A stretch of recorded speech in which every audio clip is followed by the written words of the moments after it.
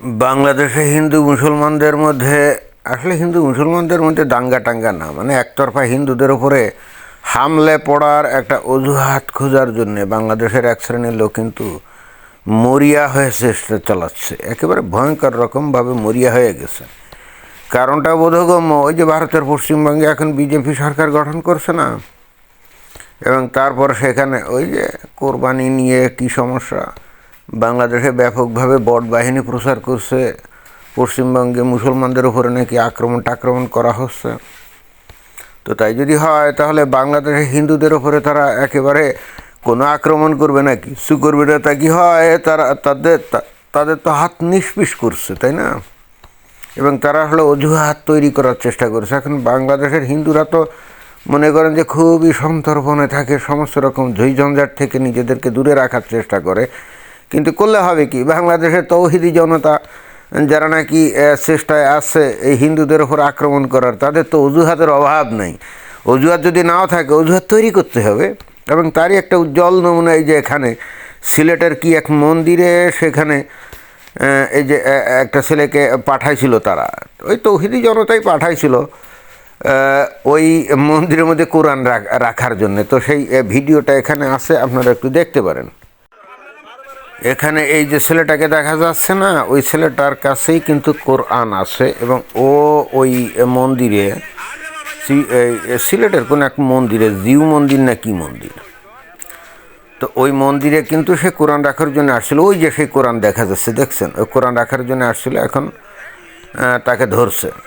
এখন এই যে ধরছে, এগুলো এটা কি হিন্দুরা ধরছে নাকি মুসলমানরা ধরছে কে জানে, ধরছে, ধরা পড়ছে আর কি। এবং সে কিন্তু মুসলমান। ওই যে দেখছেন যে কোরআন, এই কোরআন নিয়ে কিন্তু আসছিল হিন্দুদের মন্দিরে রাখার জন্য। একবার রাখতে পারলে কিন্তু ঘটনা ঘটে যেত। তো যাই হোক, এখন এখানে কে বা কারা একে ধরছে ঠিক পরিষ্কার না, তবে আমার কাছে কেন জানি মনে হলো যে মানে হিন্দুরা প্রথমে ধরছে, তারপরে মুসলমানরা ওখানে চলে আসছে, এসে ওই ছেলেটাকে নানাভাবে জিজ্ঞেস করছে। এখানে ইন্টারেস্টিং ব্যাপারটা কি জানেন? ইন্টারেস্টিং ব্যাপারটা হলো, ধরেন যে ও কোরআন রাখার আগে ধরা পড়ে গেছে, তাই না? এখন এটা মনে করার কোনো কারণ নেই, ও নিজ উদ্যোগে এই কোরআন এখানে রাখতে আসছিল না। নিশ্চয়ই তৌহিদি জনতার কোনো গোষ্ঠী তাকে হয়তো 500 বা 1000 টাকা ধরিয়ে দিয়েছে, এবং দিয়ে এখন কোরআন শরীফ দিয়ে বলছে ওই জায়গায় তুই রেখে আয়। এখন এত বেশি বয়সও না, তো 500-1000 টাকা দিলে সে তো এই কাজটা করতেই পারে। তো ইন্টারেস্টিং ব্যাপার হচ্ছে, এখন মনে করেন যে ধরা পড়ে গেছে, তাই না? এখন হয়তো সে বলে দিতে পারে কে বা কারা তাকে পাঠিয়েছিল, হ্যাঁ, ইত্যাদি ইত্যাদি সব কিছুই হয়তো পরিষ্কার হয়ে যেতে পারে। কিন্তু ইন্টারেস্টিং ব্যাপারটা হলো, মনে করেন যে সে যদি ধরা না পড়তো, এবং সে যদি ওই ঠিকই ওই মন্দিরের মধ্যে কোরআন রাখতে পারতো, তাহলে এখন যে সমস্ত মুমিন মুসলমানরা এসে এই ছেলেটাকে নানাভাবে প্রশ্ন জিজ্ঞেস করছে না, ওরা কিন্তু এই কাজটা তখন আর করতো না। তখন কিন্তু ওরা খোঁজ খবর নেওয়ার চেষ্টা করতো না যে হিন্দুরা, বাংলাদেশের হিন্দুরা তো অত্যন্ত ভীত টাইপের, ওরা কি কোরআন রাখবে নাকি। ওই যে 2021 সালে ওই কুমিল্লায় যেরকম ঘটনা ঘটছিল, তখন কিন্তু এই মমিন মুসলমানরা ওইগুলো কিন্তু খোঁজখবর করতো না। যারা এখানে এখন এসে এই ছেলেটাকে নানা রকম জিজ্ঞেস করছে না, ওরা নিজেরাই কিন্তু এইবার স্বতঃস্ফূর্তভাবে দলবদ্ধ হয়ে এসে ঠিকই ওই মন্দিরে এসে আক্রমণ করতো, ভাঙচুর করতো, এবং খালি ওইটা করে ক্ষান্ত হতো তা কিন্তু না, এটা কিন্তু গোটা বাংলাদেশে ছড়িয়ে পড়তো। এবং হিন্দুদের বাড়ি ঘর, দোকানপাট, অনেকে আছে না ব্যবসা বাণিজ্য করে, দোকানপাট সমস্ত জায়গায় আক্রমণ চালাতো এরাই। এই যারা নাকি এখন এসে ভালো মানুষ সাজার চেষ্টা করছে, ছেলেটাকে জিজ্ঞেস করে, এই তুই কোরআন নিয়ে আসছিস কেন, তোর নাম কি, তোরে কে পাঠিয়েছে, ইত্যাদি ইত্যাদি, ওরা নিজেরা ভালো মানুষ সাজতেছে না। এরা কিন্তু তখন ভালো মানুষ সাজতো না, অর্থাৎ ও কোরআন রাখতে পারলে এরাই কিন্তু ওই উগ্রমূর্তি ধারণ করতো। কি খুব ইন্টারেস্টিং মনে হচ্ছে না?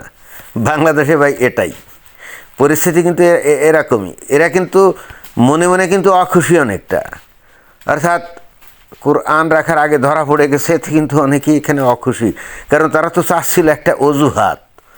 এখন ধরা পড়ে যাওয়াতে তো সেই অজুহাতটা তারা পাইল না, এখন ভালো মানুষ আসতেছে। কিন্তু এরা কোনোভাবেই ওই ভালো মানুষ থাকতো না যদি ও ঠিকই কোরআন ওই মন্দিরের মধ্যে রাখতে পারতো, এবং তখন অপবাদ দেওয়া হতো যে কোরআনের অবমাননা করেছে হিন্দুরা, তাই না? ওরা কিন্তু কোশ্চিনকালেও এইটা কল্পনা করতো না বা এটা কিন্তু আমলে নিত না যে হিন্দুরা এত বড় সাহস রাখে না বাংলাদেশে, তারা কী কারণে কোরআন নিয়ে তাদের মন্দিরে অবমাননা করতে যাবে। এই জিনিসগুলো কিন্তু তারা চিন্তা করতো না। তাদের দরকার ছিল তো অজুহাত, হিন্দুদের উপরে ঝাঁপিয়ে পড়তে হবে এবং সেই অস্ত্র তারা হাতে পেয়ে যেত। যারা এখন মিষ্টি মিষ্টি কথা বলছে, এই যে ছেলেকে জিজ্ঞেস করছে, এরা কিন্তু ভিন্ন মূর্তি ধারণ করতো।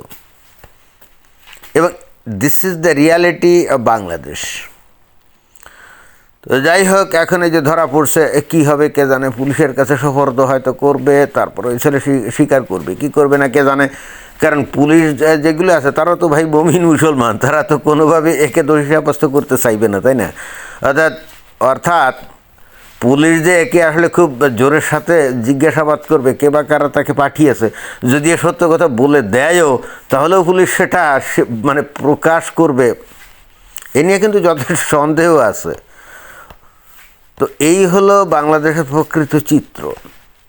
সুতরাং এই মতো অবস্থায় বাংলাদেশে যারা হিন্দুরা আছে, তাদের যে মন্দিরগুলো আছে, এগুলো অবশ্যই যখন তারা মন্দিরে তাদের ধর্মীয় কাজ টাজ করবে না, তখন সুন্দরভাবে তালা মেরে, এমনভাবে তালা মেরে চলে আসতে হবে যাতে কেউ এই ধরনের ঘটনা ঘটাতে না পারে।